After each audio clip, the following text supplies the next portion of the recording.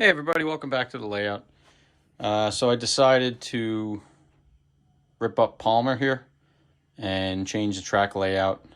I'll walk you through what I'm talking about, but I'm basically gonna pull up the whole main line, relay it, and I'm gonna add 2 Palmer yard tracks.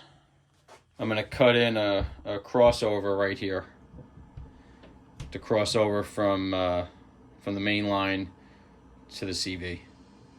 So I'll keep you posted on my work. What I'm doing now, just taking my chisel and I'm just gently lifting the track so I can pop the track. I'll take the track out and then I'll take the chisel and I'll get all the road bed up. This is a good reason why I always lay my track with just a bead of Elmer's white glue. Literally, you spray it with a little soapy water and it lifts right up. No mess, no fuss, and makes it a lot easier. My wife always jokes and says, why are you always changing things? Why can't you just leave it alone? And, sometimes you just can't vision it. Even when you're planning it out on paper, which I planned this whole layout out probably 100 times. Sometimes you don't see it until it's in, and you realize that it's not right, or, it could be better. And you want to change it. So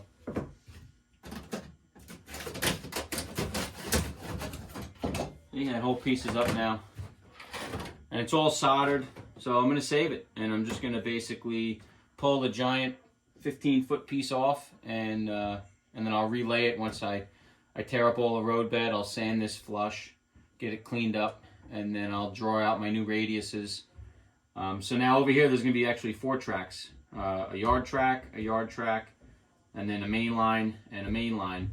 And my inside main line here is going to be a 28.5-inch radius, which is a little tighter than I would like, but it's the same radius as my helix, so I think it'll be just fine.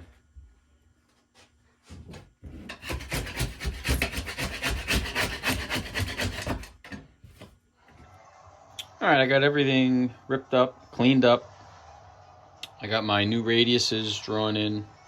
The inside is a 28.5, 31, and a 33.5. And then between that one and the wall is going to be another yard track. So that'll be a yard, and then the main line and the main line.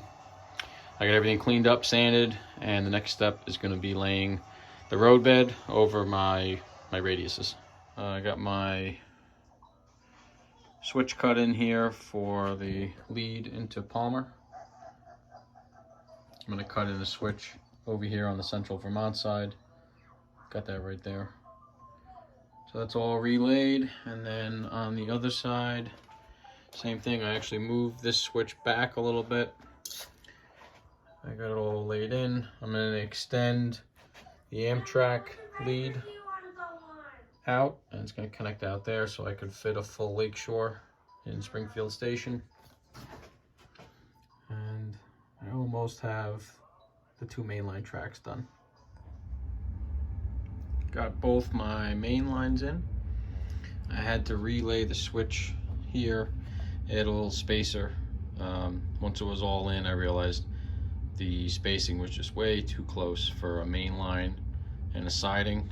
So I brought the switch back, added the spacer. I'm starting to kind of piece out how I'm going to have my little yard lead here. I also decided this is going to be Palmer, obviously with the track layout and the diamond, right? So the station is going to be sitting right in here. What I've decided is I have all this empty space in the back, with the access panel back there, the access hatch.